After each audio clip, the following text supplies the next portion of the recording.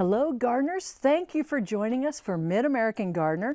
This is the time of the year when we want to talk about plants, warm weather, plants, and warm weather. So that's what we're going to do today, and we're glad you've joined us. I'm Dianne Noland, and I teach horticulture at the University of Illinois in the Crop Sciences Department. So I'll answer perennials questions, cut flower questions, and things like that. But there are three highly intelligent, talented people here who also want it to be spring, and I'm going to introduce them and let them give a little bit of their expertise areas and go right into some emails or show and tell. So Kaizad Irani, let's start first with you, sir. That would be my name. I'm Kaizad. I teach horticulture. Primarily my background is in landscape design, and I'm program director at Parkland College and also teach at the university. So if you have any questions related to design or plant placement, I'd be happy to try to answer them. And then Go right on into it. All right, and the question I have or concern from a caller about an evergreen tree. They had a tree moved in July with a tree spade. They've been watering for several months. And then one evening, apparently, a little boo-boo happened where the water was not shut off for 18 hours. That's a lot of water for an evergreen. And so then they noticed, yeah, Bill is cringing. So apparently the underneath the tree, they've noticed the lower branches browning. Yes, that is due to overwatering. Hopefully you have not. You're concerned if the tree is alive. Well, keep an eye on it. As long as you don't see needles or branches and things get brown from the top down, hopefully you can prune off the dead and just ease off. I mean, I'm sure you haven't watered it anymore since then. But don't give up completely because you've transplanted the tree, so just follow regular watering schedules when the ground finally breaks and the frost breaks and we get decent weather. So that's the evergreen Hopefully it's dilemma. a well-drained site. Well-drained, that's the, yeah, absolutely. Not knowing what soil it is, and because we've had issues with water and we will continue to. And so keep an eye on the tree. Yeah. So hang in there, people who water for 18 hours. Okay, thanks guys, Ed. And now let's go to you, Bill Vander, Weit, in the middle. Hello, I'm Bill Vander, Weit. I'm a certified arborist, and my specialty is trees. And I have a question from a viewer about English walnuts that were planted. They leafed out in the third season. It said that one of the walnuts, the main shoot was dead, and it sent up 3 shoots from the roots. And they're about 1 inch apart around the dead wood. And several questions. You know, should we cut off all but one shoot, and will it become a tree that will still produce? If not, will one English walnut produce by itself? And one other question, is it possible to dig it up and separate each sprout with a piece of root to make more trees? First of all, yes, I would take it down to 1 shoot. I would select the best out of the 3. You might give it another year to see which one is the most vigorous. Will this become a tree that will produce? Maybe. English walnuts, which are also called Persian walnuts, are self-pollinating. However, there is a problem. Sometimes the male flower will be produced before the female, can be killed off by early frost, and hence there will be no nut production. However, there are certain cultivars that are good self-pollinators. I don't know what you have. Typically, the experts tell us if you're going to have a nut tree, at least plant 2, because if they won't self-pollinate, then the trees will cross-pollinate. And the shoot itself, if you were to let it go up, these English walnuts are grafted trees. So the root stock is going to be different from the sign, that will be the top part of the tree. So we can't guarantee that what is coming off that root is going to be a pure English walnut. It could be a cross between California black walnut and English walnut. So it's not going to be the same. And then the other question, is it possible to dig it up and separate each sprout with a piece of root? I would say no, especially given the size of the roots on a young tree like that.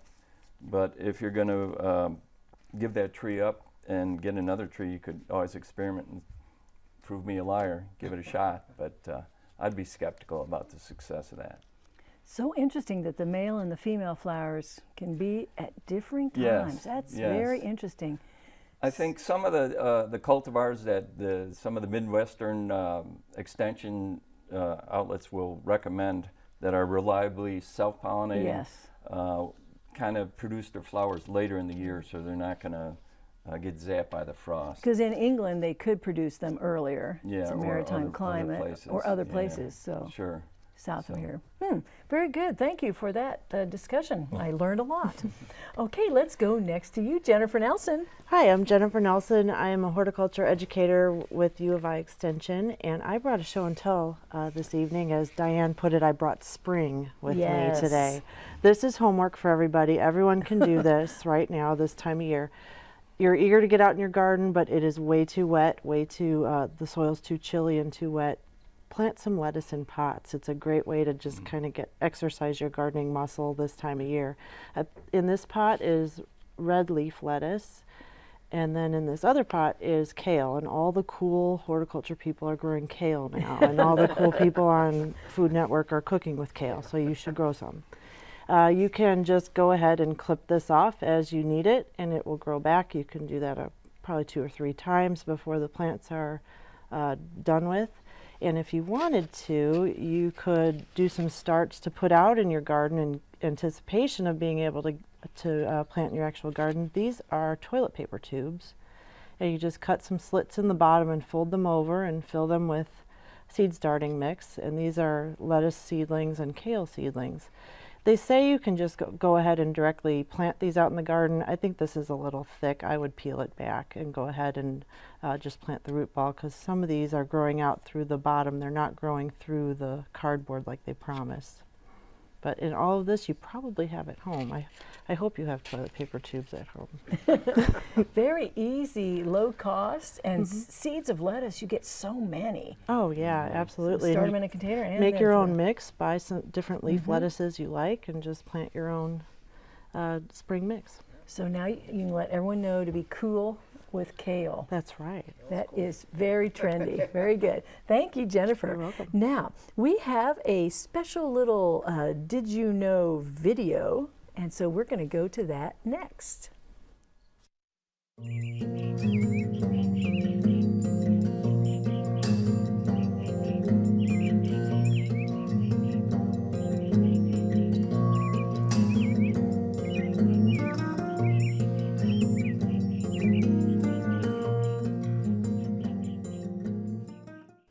Always want to be friendly, have bee-friendly plants, so thanks for that. Now, let's go to the phone lines next, and we're going to hear from Lena on line 1, and she has a question about plants. Hi, what's your question? Line 1. Are you there, Lena? I hope I'm saying your name right. Oh, line 1? Hello? Hi. Hello? Yes, what's your question? I have a very large hosta plant. I would like to know how and when to divide it. Okay. Who wants? We can probably all dig in on that question, but who would like to start? Definitely not now. So, yeah, and hostas need to be divided. Plus, as we joke about it in the industry, they're like jackrabbits. They multiply. If you have a large hosta plant, ideally, I myself have done it in spring when it gets a little warmer. A lot of people like to do it in fall, but spring is fine too. The key thing is just making sure you've got a sharp cutting device, like a sharp, even like a large knife, sometimes a serrated knife or a large spade, and just kind of look where the clumps are and then cut through. Or some people like to dig up the whole root ball. I mean, different strokes for different folks. And then you go in and carefully make sure you've got enough root mass in each. And then the key thing, here's a suggestion. If you do it later where it's a little dry, water the hosta before you dig it up, and then as you plant it, as you transplant it, make sure you water it. But any other thoughts, suggestions? I've done it even into early to midsummer, not because it's the advice I would give someone, but because what the circumstances dictated. Right. And what I found was that most of the leaves died back, and then it regenerated, and it was fine. But the watering is key after you transplant it as well. Yeah, hosta is very tough. Can take a lot of abuse.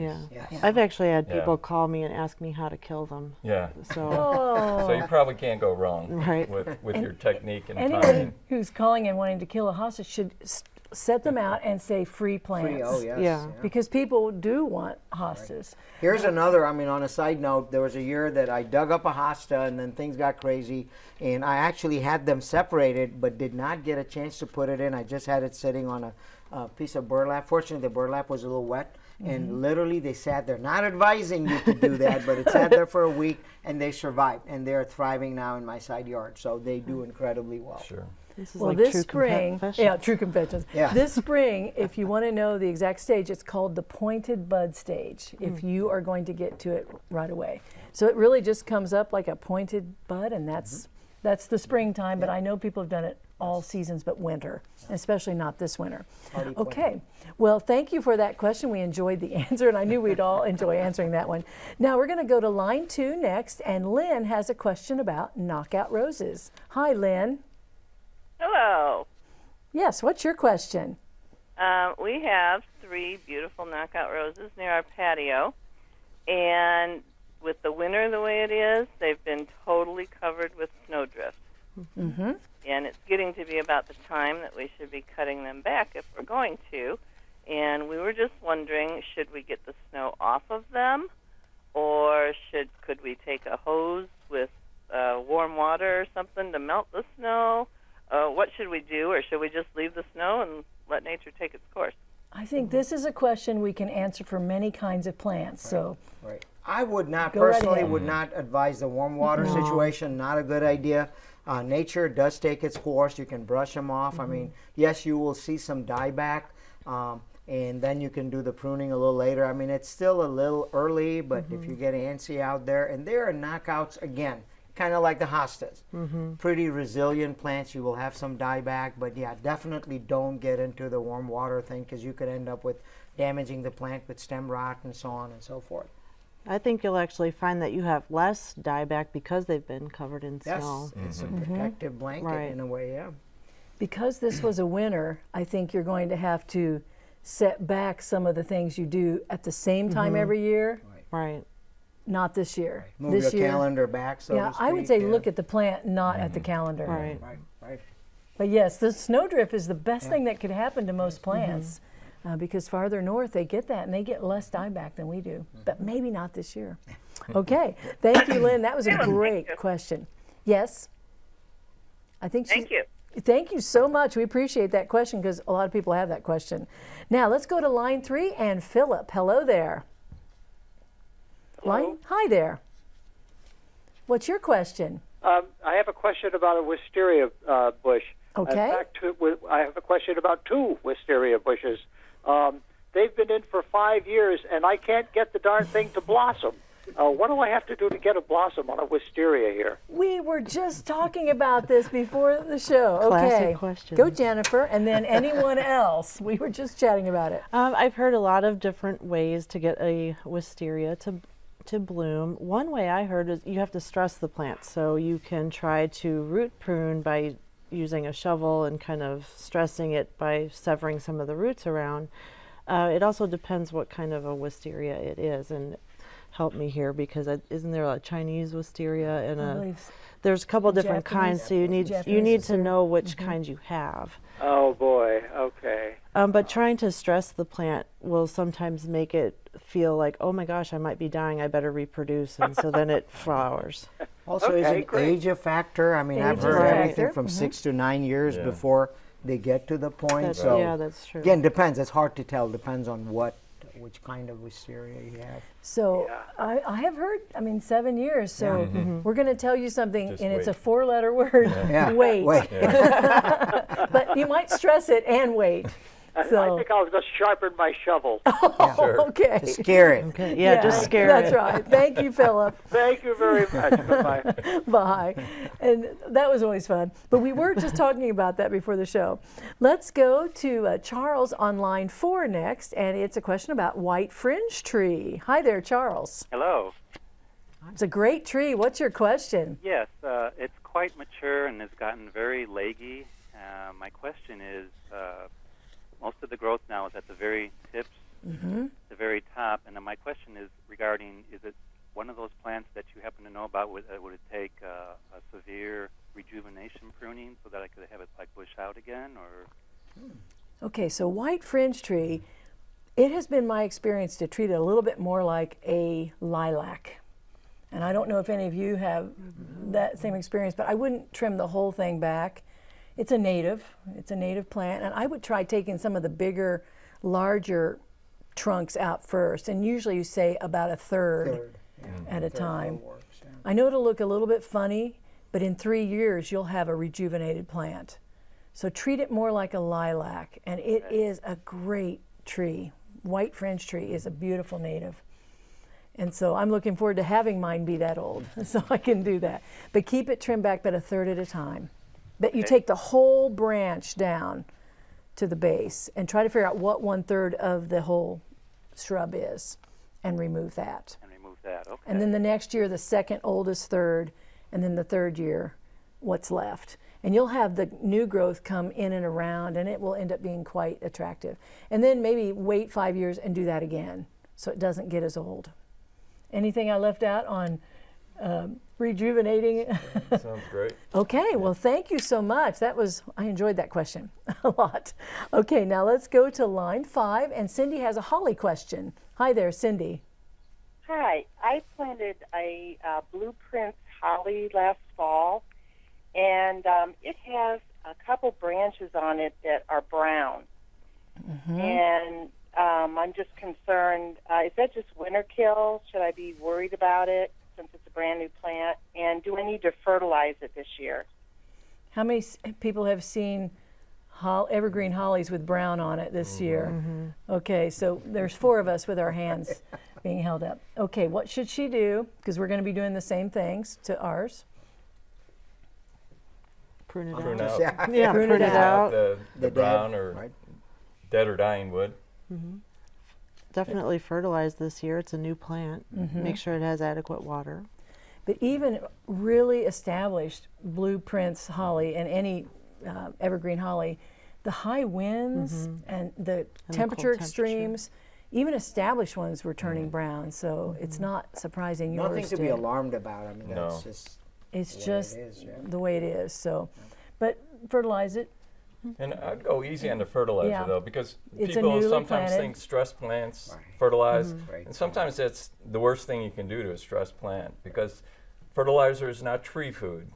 The plant makes its own food, and sometimes the fertilizer will make the plant draw on reserves and kind of exhaust itself. So I mean, I'm not saying you can't, but No, do great. it. Yeah, great point. Go easy on it. Yep. Okay, Well, well, it's human nature because you go, Yeah. oh my God, there's something not right. Let's Yeah. feed it, and sometimes that's more detrimental. Yes. Where little is good, yes. more must be better. Yeah. and that is not that's the typical. case. Now, in the case of water, you want to give Yeah. that even, but not over fertilize. That's right. Okay, so thank you for your holly question. Well, I Thank think you. Oh, you're welcome. Well, I think we'll go back to each panelist, and if you want to do an email, Kaizad, feel free. You're up. Certainly. Let me get my eyes back on. This is a question about hard maple. They're three fairly large, 8-inch diameter. That's a pretty good size hard maple transplanted from a nursery with a tree spade, of course, unless you're Hercules. Watered them with root feeders all of last summer and fall. Question is, what should be an ongoing watering plan? I mean, yeah, especially given the transplant, but again, do water, do a regular deep water. And the frequency, again, depending on, it's hard to tell with the soils because we always refer to the soils and the time of the year. But whatever you do, there are people that have left hoses on. You hear about let the water at a steady trickle and let the hose on, as opposed to giving it large, copious amounts of water at one time. I mean, frequent watering tends to help a little. And as far as fertilizing, Bill might be the better person on this one. I mean, a little bit, maybe the same thing we talked about about the holly, not going too bonkers with the fertilizer. Or just using organic mulch, and as that decomposes, that becomes a nutrient source for the tree. Or mulching with compost. Yeah. I mean, people do that. You get some good black gold and spread that around there, and yeah. But you will also, a word of caution or warning more than anything, given the size. I'm glad you mentioned the size. And in spite of having a tree spade, you are going to run through the trees will go through some transplant stress. That is typical. So you will see some of the branches shed, and these large, just keep an eye on them, and hopefully you should be okay. And I'd keep watering for a number of years. Yeah. Keep an eye. I mean, maybe even like 5. I've been involved in some large tree transplants, and made the mistake sometimes of thinking the tree looked good, it was established, and kind of pulled off the watering. And and lost trees. Wow. And Kaizad talks about transplant shock. Typically, we talk about for every inch of diameter, 1 year plus a year. For an 8-inch tree, we're looking at maybe 9 years then for it to get to restore the root mass or to balance out what it had when you moved it, because you leave a lot of roots in the soil when you move it. So don't give up too early on watering. That's for sure. Wow, It's a big investment. I walked past that Acer Griseum, that paper bark maple that got transplanted. I bet it's a 20-inch. I wonder if they've been watering it for 21 years because it just got moved. So, wow, that's very interesting. Per inch plus a year. That's a rule of thumb. That's Obviously, a good it's one. not perfect, but there's been some research at the Morton Arboretum on that. I know they did a 10-inch tree, and it took 13 years for it to restore that the root to come back to where it was before transplanting. On another year or two. Yeah. Plus, even the soil of the new location. I mean, here's another thing that the worst enemy of plants is soil compaction. And when you use a tree spade, you are literally compacting the soil around. You're digging a new hole. You've got this perfectly packed, nice, clean hole, which looks nice, but sometimes you have to scarify that. Normal. It's not. And so that's the other thing you got to be careful about. In a heavy clay soil, it can be kind of like It's a nice like a clay dish. pot. Yeah, a clay pot you made. Absolutely. All right. Well, wow. That got us really fired up. Okay. Well, Bill, let's go to you next in your email. I've got a question about maples and bucks, as in deer. This person has 5 red maples in an area of the subdivision, and they get a severe rubbing in the fall from bucks passing through. What can be done to prevent this? You need to, physical exclusion is what you need to do. I mean, there's repellents and such that are sometimes proposed, and sometimes it will eliminate deer browsing, but it's not going to stop a deer in rut. So what you need to do is just either put a fence around it, put some steel stakes or rebar and some wire fence around it, or quite often you can take like corrugated drain tile and slit one end of that, and that can put that around the trunk, and that'll protect the trunk. You got to be careful with it though, because you can actually damage the trunk when you put it on. I've seen you can get this smaller flexible plastic wrap that will go around the tree. I've seen people recommending put that on first, then the corrugated drain tile, so you don't pinch the bark. And you need to take it off, say like put it on maybe Labor Day, take it off first day of spring. You don't want to leave it on, but that ought to keep the deer from rubbing the trunk. Okay. And that can be an issue. All right. Well, Jennifer, on to you.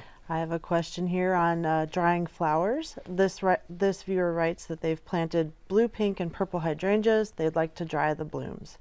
And they've tried letting them dry in the vase, hanging them upside down, and leaving them on the plant, all without success. And they'd also like to know what's the best way to prune them. Kind of a classic question here. For drying hydrangeas, I have had luck leaving them on the plant, but the other way I've heard that is successful is using silica, and you can use the microwave to dry them down. It's normal for any dried flower to not necessarily retain its color that it is fresh, so it'll be normal for the hydrangea to lose some of its color in this process, but silica actually will preserve a lot of its color. And as far as pruning them, it's really going to depend on what kind of hydrangea you have. If you have the Endless Summer series, which they started being sold in the early 2000s, those flower on new wood, so anything that is newly coming out this year would potentially produce flowers. Older varieties are going to flower on old wood, so they depend on stems surviving above the ground. If you had good snow cover, like that question we had on the roses, you might have good luck on an older hydrangea variety blooming. And so when you prune in the spring, I tend to just prune out what's dead and leave everything else and try to do some general shaping, but I wait until I start to see some signs of life. Don't go out there this weekend, just wait. Everyone's like at the starting gate ready to go. That's why they need to plant lettuce in containers, so they will wait. Okay, well, thank you for that. Now, let's go to a special Did You Know next.